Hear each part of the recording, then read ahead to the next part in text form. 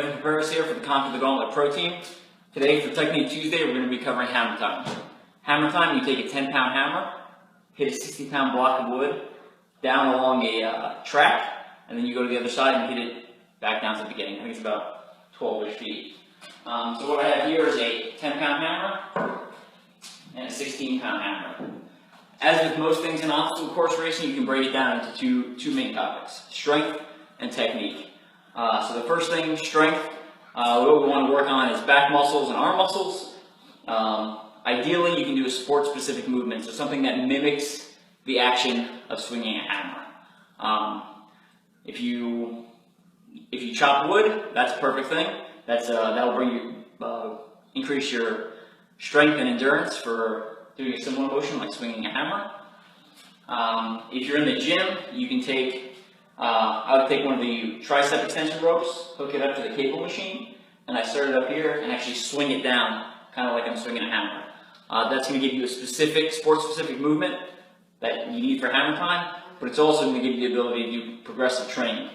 So as you get better, you can keep increasing that weight and keep increasing that stress to your system, which is going to make your muscles adapt. It's going to make you better at the exercise. So here I have a 10-pound hammer to simulate exactly what it feels like to swing it during a race. And then to make it more progressive, as I improve with my training, I have a 16-pound sledgehammer. And again, I can work on improving, getting used to handling this hammer for race day. Ideally, you have an old tire or a big target that you can swing and hit with full force.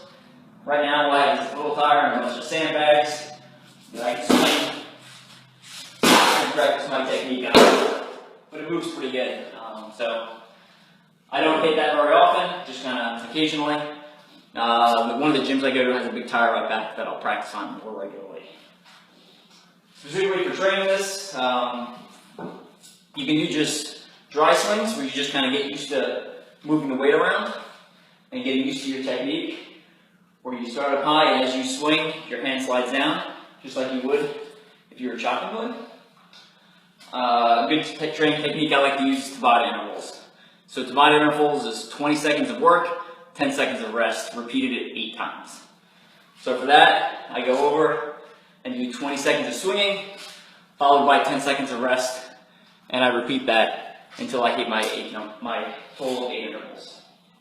Hammer time, not too complicated, just requires a little bit of strength. You can go with what I call the power swing. You kind of run up and just lay into the block and try to hit as far as you can. Or I kind of recommend that technique for bigger guys or stronger athletes. If you're a little smaller, I kind of like to use a golf swing, where it's a lot of small taps to get the body down and back. So that's hammer time. Can't wait to see everyone back on the course here in late March. And that's it from CTG Pro Team.